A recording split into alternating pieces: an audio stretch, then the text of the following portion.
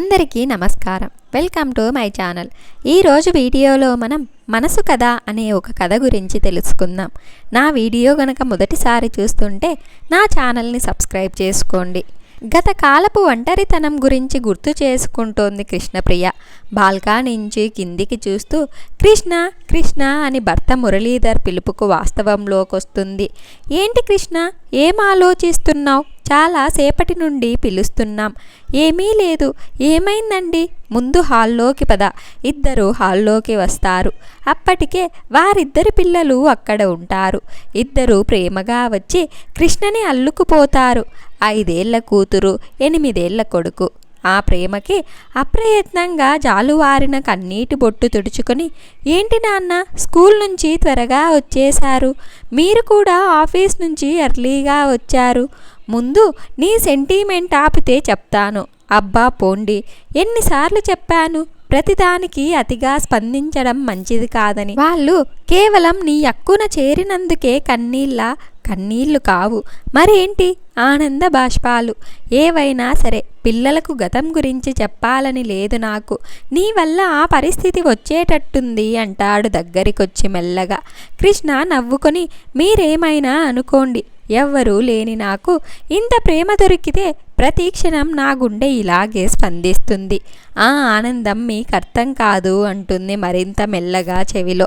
మురళీధర్ నిట్టూర్చి, సరే ఏదో ఒకటి చెయ్యి అంటాడు. సరే ఇంతకీ ఏంటో చెప్పండి. ఏంటంటే మనమందరం కలిసి ఈ వేసవి సెలవులకు యూరప్ ట్రిప్పు వెళ్తున్నామంటాడు మురళి. అది విని పిల్లలిద్దరూ wow daddy thank you so much అని ఎగ్జైట్ అవుతారు. కృష్ణ కూడా అమ్మో అంత దూరమే అంటుంది ఆశ్చర్యంతో. అవును పిల్లలు, మీరు ఎగ్జామ్స్ బాగా రాస్తే ఇలాంటి సర్ప్రైజులు చాలా ఇస్తాను. సో ఇంకా వెళ్ళి ఫ్రెష్ అవ్వండి అంటాడు. పిల్లలిద్దరూ బెడ్రూమ్లోకి వెళ్ళిపోతారు. కృష్ణ వెళ్ళి రిమోట్తో టీవీ ఆన్ చేసి మురళికి ఇచ్చి, చూస్తూ ఉండండి, స్నాక్స్ తెస్తాను అని కిచెన్లోకి వెళ్తుంది. స్నాక్స్ని బౌల్లో వేసి టీ పెడుతూ ఆలోచనల్లోకి జారుకుంటుంది. ఇంతకీ గతంలో ఏం జరిగింది? అది రామచంద్ర ఆశ్రమం. అందులో ఎందరో అనాథలని చేరదీసి ఆశ్రయమిస్తున్నారు. ఆడపిల్లలకి వేరుగా, మగ పిల్లలకి వేరుగా ఏర్పరిచిన హాస్టళ్లలో ఉంటూ దాని అనుబంధ సంస్థ రామచంద్ర పబ్లిక్ స్కూల్లో ఫ్రీగా చదువుకుంటారు. ఇలా చదువుకొని ఒక స్థాయికి వెళ్ళిన వారంతా తప్పనిసరిగా వారి జీతంలో 15% తిరిగి రామచంద్ర ఆశ్రమానికి విరాళంగా ఇవ్వాలి. దానికి బదులుగా వారి పిల్లలకు అదే స్కూల్లో చదువు ఫ్రీగా అందించబడుతుంది. ఇటువంటి అద్భుతమైన ప్రణాళిక రూపొందించిన మహనీయుడు డాక్టర్ కేశవ. ఏమీ లేని స్థాయి నుంచి ఎన్నో ఆటుపోట్లు ఎదుర్కొని డాక్టర్ పట్టా సాధించారు. ఆ సమయంలోనే ఎంతోమంది అనాథలు, దిక్కులేని వారై సమాజంలోకి దోపిడీకి, దుర్మార్గానికి బలైపోవడం చూశారు. అప్పుడు పుట్టిన ఆలోచన ముందు ఇద్దరికి ఆశ్రయం ఇవ్వడంతో మొదలైంది. అందరూ కలిపి 40 మందికి ఆశ్రయం ఇచ్చే స్థాయికి ఎదిగింది. వీరందరినీ చదివించడానికి అయ్యే ఖర్చును భరించడంతో పాటు మంచి విద్యను సమాజానికి అందించాలని పుట్టిన ఆలోచనే స్కూల్. అలా బయటవారు ఫీజును సహాయం రూపంలో ఆశ్రమానికి అందచేస్తూ చదువుకోవచ్చు. ఆ విద్యాసంస్థ స్టాండర్డ్స్ చూసి చాలామంది బయటవారు చేరారు రామచంద్ర ఆశ్రమం. గీత, అమ్మ గీత, మొక్కల పాదులు సరిచేస్తున్న ఒక 15 ఏళ్ల అమ్మాయి జుత్తుని వెనక్కి నెట్టుకుంటూ తలెత్తి పిలుపు వినిపించిన వైపు చూసి, వస్తున్నా మేడం అంటుంది.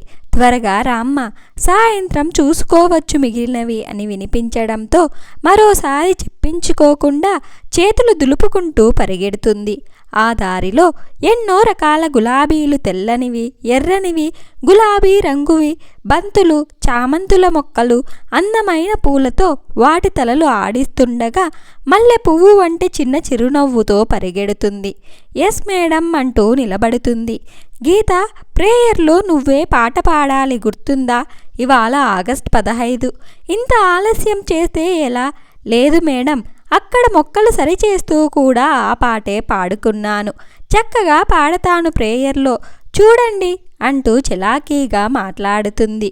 అమ్మ నాన్న లేరని దిగులు పడే సమయం కూడా లేకుండా ఊపిరి సలుపని పనులను తనకు తానే అప్పగించుకుంటుంది. ఒంటరిగా దిగులుగా ఉండే తనకన్నా చిన్న పిల్లల దగ్గరకు వెళ్ళి తానే అమ్మాయి లాలించడం, తన వయసు వారికి ఒక స్నేహితురాలిగా మారి ధైర్యం చెప్పడం, మొక్కలు నాటి పూలు పూయించడం, ఆశ్రమాన్ని ఎప్పుడూ అందంగా అలంకరించడం, వంట పనిలో వంటవారికి సహాయం చెయ్యడం, వార్డెన్కి అకౌంట్స్ చూసి రిజిస్టర్ అప్డేట్ చెయ్యడం, ఆశ్రమంలో పిల్లలకు హోంవర్క్ సహాయం చెయ్యడం, ఇలా అందరికీ తలలో నాలుకలా మారింది గీత. ఇంత అలుపెరుగని పనుల మధ్యలో రాత్రి తన పడకపై చేరాక తనకంటూ ఎవరూ లేరనే బాధ మునుపంటి కింద దాచిన దాగక కన్నీటి వరదై సాగేది. తనకంటూ అమ్మ, నాన్న, తమ్ముడు, చెల్లి ఉండాలని, అలాంటి కుటుంబం కోసం కలలు కనేది. తన వింత కోరికలకు తానే నవ్వుకొనేది. పక్కనే ఉన్న స్కూల్కి బయలుదేరింది. అప్పుడే ఎదురుగా వాళ్ళ స్కూల్ బస్సే వీధి మలుపు తిరిగింది. దాన్ని చూడగానే గీతకి ఎంతో ఆత్మీయులు దగ్గరవుతున్నట్టు మురిసిపోవడం మొదలుపెట్టింది. బస్ గేట్ తాడుకొని లోపలికి వెళ్ళిపోయింది. ఒక్కరొక్కరే నెమ్మదిగా కిందికి దిగి అసెంబుల్ అవుతున్నారు. గీత కూడా అందరితో పాటు లోపలికి వెళ్ళి అసెంబ్లీలో నిల్చున్నారు. హెడ్ మాస్టర్ వచ్చి స్పీచ్ ఇవ్వడం అయిపోగానే అందరూ వందే మాతరం పాడారు. స్పెషల్ సాంగ్ పాడడానికి గీత పేరుని పిలవగా గీత అసెంబ్లీ మధ్యలోకి వెళ్ళి నిల్చొని జయ జయ జయప్రియ భారత జనయిత్రి దివ్యదాత్రి జయ జయ జయ శత సహస్ర నరనారి హృదయనేత్రి అంటూ స్వరాలు తెలియకపోయినా భావయుక్తంగా పాడటంతో అందరూ ముగ్ధులై వాళ్ళ ఆనందాన్ని కరతాళ ధ్వనుల రూపంలో తెలియచేస్తారు. మిఠాయిలను అందరికీ పంచమన్న హెడ్ మాస్టర్ గారి ఆదేశంతో గీత తన క్లాస్మేట్స్ కొందరు కలిసి ఒక్కొక్కరికి పంచుతూ ఉంటారు. అప్పుడు వెళుతుంది ఆమె మురళీధర్ వద్దకు. స్నేహ ఆత్మీయ భావం కళ్ళల్లో కనిపిస్తుండగా మిఠాయిని ఇస్తుండగా మీరు చాలా బాగా పాడారు అని చెప్తాడు తనతో పాటు 10వ తరగతిలో చదువుతున్న మురళీధర్ మనసును కదిపే బంధాలున్న చోట సమయం మరింత వేగంగా కదిలిపోతుంది. అలాగే 10వ తరగతి పాఠాలైపోయి పరీక్షల సమయం ఆసన్నమయ్యింది. గీత శ్రద్ధగా అన్ని సబ్జెక్ట్స్ చదువుతూ పరీక్షలకు సిద్ధమవుతోంది. పరీక్ష మొదటి రోజు స్కూల్కి చేరుకున్నారంతా. మురళీధర్ గీత వద్దకు వచ్చి ఆల్ ది బెస్ట్, పరీక్షలు బాగా రాయండి అంటూ ఒక పెన్ ఇస్తాడు. ఆ పెన్తోనే అన్ని పరీక్షలు రాస్తుంది గీత. పరీక్షలు అయిపోయి సెలవులు ఇచ్చేశారు. ప్రతిరోజు మళ్ళీ ఎప్పుడు మురళీని కలుస్తానా అనే ఆలోచనతో భారంగా రోజులు గడిపేది. ఫలితాలు అనౌన్స్ చేసే రోజు అందరూ వచ్చారు. కష్టపడి చదివినందుకు మొదటి ర్యాంక్తో నిలిచిన గీతకి స్టేజ్ మీద ట్రోఫీ అందించబడే సమయం. అందరూ చప్పట్లు మారుమోగుతుండగా స్టేజ్ మీదకు వెళ్ళి ట్రోఫీ అందుకునే సమయంలో కూడా ఎన్నో ఆలోచనలు. ఇంకెప్పుడు తనని మళ్ళీ చూసే అవకాశం రాదని బాధ. ఫంక్షన్ అయిపోయింది. తనకున్న ఒకే ఒక ఆత్మీయ బంధం తనను వీడి వెళ్ళే సమయం అనే వేదన ఆమెను ఎక్కువ కలిచివేస్తుంది. ఏం చెప్పాలో తెలియని భావం బాధగా వెనుతిరిగింది. మరుసటి సంవత్సరం ఇంటర్లో చేరింది.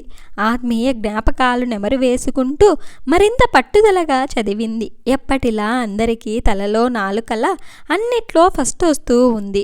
రోజులు చకచకా దొర్లుతున్నాయి. చదువు తప్ప వేరే ధ్యాస లేదు. డిగ్రీ, ఆ తర్వాత పీజీలో చేరి MBA గోల్డ్ మెడలిస్ట్గా నిలిచింది. ఒక బహుళజాతి సంస్థ తనను వెతుక్కుంటూ వచ్చి తనకు స్టార్టప్ కంపెనీ పెట్టుకోవడానికి సహాయం చేస్తామని ఆఫర్ ఇచ్చాయి. అయినా చిరునవ్వే తప్ప ఒకంత కూడా గర్వం లేదు. ఆ రోజు రాత్రి కూడా తనకంటూ ఎవరూ లేరనే బాధ తనను నలిపివేసింది. తనను దగ్గరికి తీసుకొని ఓదార్చేవారు, నేనున్నానని భుజం తట్టేవాళ్ళు, తన గెలుపును ఆస్వాదించేవాళ్ళు లేరనే లోటు ఆమె కళ్ళల్లో వెలితిగా మిగిలిపోయింది. మరుసటి రోజు సాయంత్రం వార్డెన్ నుంచి పిలుపు.